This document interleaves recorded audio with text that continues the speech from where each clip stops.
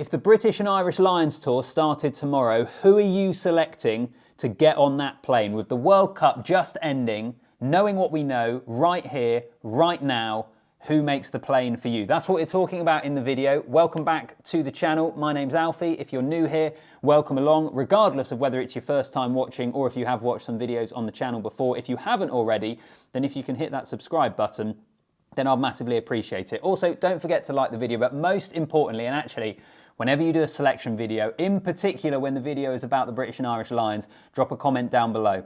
Let me know who you would take, what you make of my team. There will always be a massive amount of disagreement when it comes to these sorts of things, just because there always is. But it's a bit of a laugh, so let's get into it. So happy Sunday, everyone. As I say, this is a little bit of a laugh. I think it's kind of fun to do these every now and again, particularly with the World Cup just ending. There is no doubt that the team that gets selected in 2 years' time to tour Australia will be massively different to what I'm selecting here, and my own selections will change a lot over the next couple of years. But even so, I thought I would give this a crack. In terms of numbers, looking at the last Lions tour, they took 41 players, 23 forwards and 18 backs. So in the interest of just giving myself something to work with, that is what I've gone for in this video in terms of the numbers and in terms of the breakdown. But I tell you what, let's get straight into it, shall we? In terms of the players that I have selected. And let's start off, first of all, in the front row. Now, I think I've probably left myself a little bit short here. You can let me know, because I've gone for 3 props on either side. With that sort of size squad, maybe you go 4. So then you have a kind of midweek team and a starting team. You have enough players to rotate. Possibly, I don't know. But anyway, I've taken a couple of players out because I wanted to put them in elsewhere.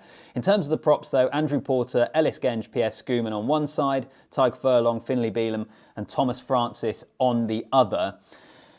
The reality is with this team, right now it's going to be full of Irish players, and I've tried to spread it around, I've tried to be fair, but that's where I am at the moment in terms of the front row. I think there's a few guys immediately in terms of Tadhg Furlong, Andrew Porter, who stood out straight away. And then after that, I could have gone with Gareth Thomas, for example. I was looking at Carl Sinclair with England and was thinking, I'm not entirely sure that he would get into my team right now. And actually, if we're basing it off here and now, in terms of thinking of my English hat on here, there's probably more of a case for Joe Marler and even Dan Cole. I know they're not going to tour in 2025, but basing it upon the criteria I've set out of selecting the team now, then there probably would be a case for those guys.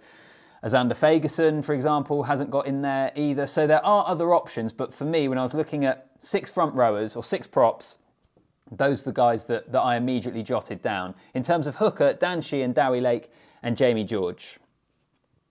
In terms of hooker, George Turner, maybe? George Turner, I thought had a really good Six Nations, but maybe after the World Cup, I'm not edging in that direction. We'll see who comes through over the next few years as well. But for me, again, with hooker, maybe wasn't as big a challenge in terms of selection as some other positions. Speaking of which, second row and back row. So this is where I've probably given myself some extra options.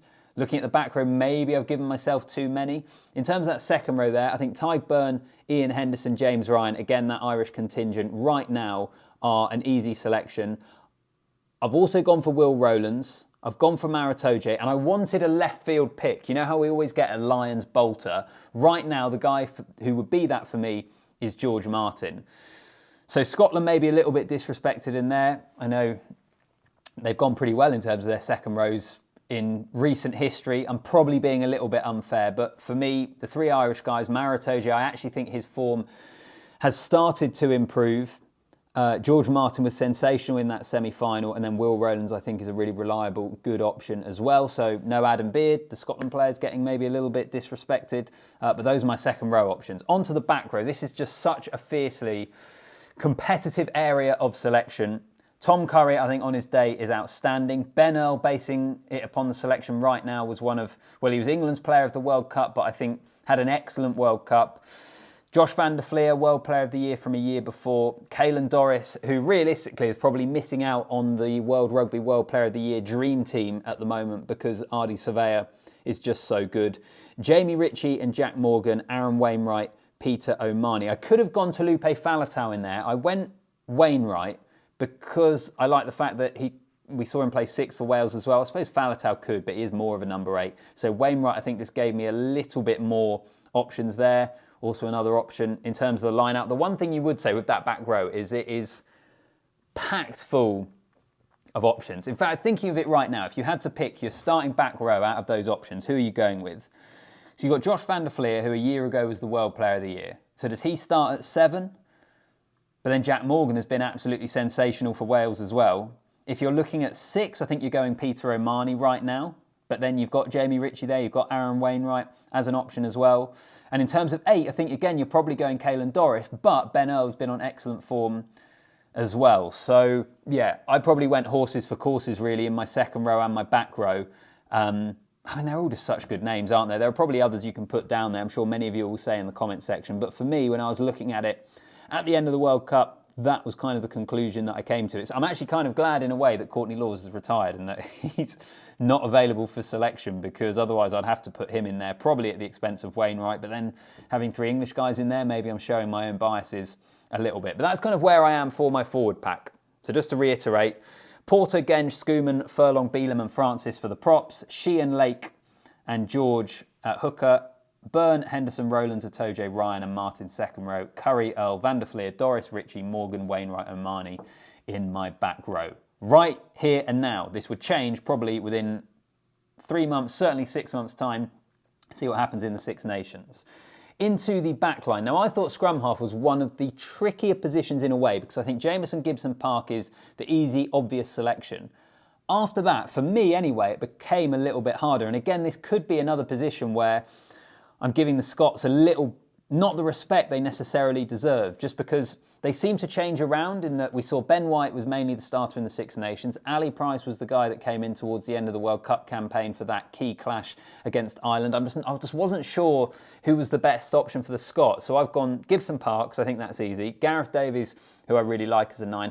And I've gone Alex Mitchell. Again, maybe I'm holding my hands up here and say English bias, but I just thought he played his way into that England jersey through the World Cup. Right here and now, I think I would have him on that plane ahead of some other options. But again, the comment section is where I'm sure you'll all be disagreeing with me. On to fly half, Finn Russell. Obviously, we've had the retirement of Johnny Sexton and Dan Biggar, so they're both out. Finn Russell, I think, is an easy selection. I'm going Owen Farrell. I know he splits opinion, but I think he's an exceptional rugby player. He can also fit into the centres if you need him to. He's a leader in that team. He'll be driving them on. And then I've opted for Marcus Smith as a bit of a point of difference. We've also seen him slot in at fullback as well. And when I was thinking about it for Ireland, I'm not sure that whether it's Ross Byrne or whoever you're going for is that kind of next cab off the rank in terms of 10. I didn't know right here, sitting here right now, if I would have them at fly half in a British and Irish Lions team. And it was kind of the same for Wales in a way. Now that Biggar's gone, I mean, Gareth Anscombe's there.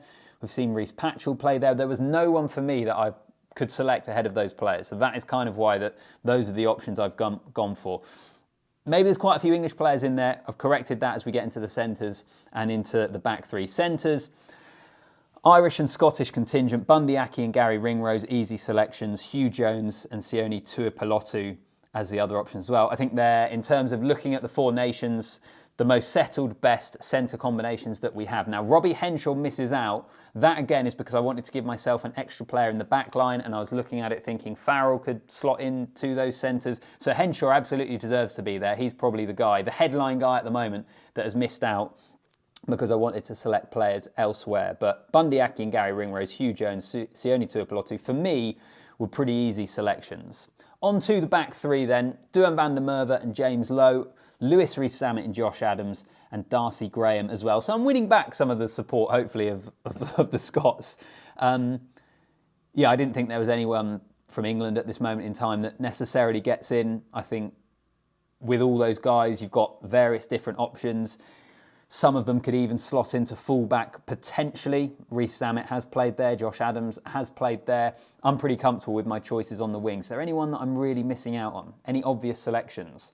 For me, those were quite straightforward choices. I wanted to get Darcy Graham in there, so maybe he's possibly taken the position of Henshaw. But onto the fullbacks, Hugo Keenan, again, easy. Freddie Stewart, I know he has his deficiencies, but in terms of the high ball, he's arguably the best in the world. And then Liam Williams is probably a pretty good all-round option as well. So that is my team. Those are the names that I have gone for sitting here a week after, or almost a week after the World Cup final, who makes a British and Irish Lions team if the squad was selected today and the tour started tomorrow? 41 players I've gone for, 23 forwards, 18 backs. Let me know, what do you make of my team and who would you put in place of it? Remember, it's just a bit of a laugh, but I appreciate you watching the video. Make sure you like it, make sure you're subscribed to the channel, and I'll see you in the next one.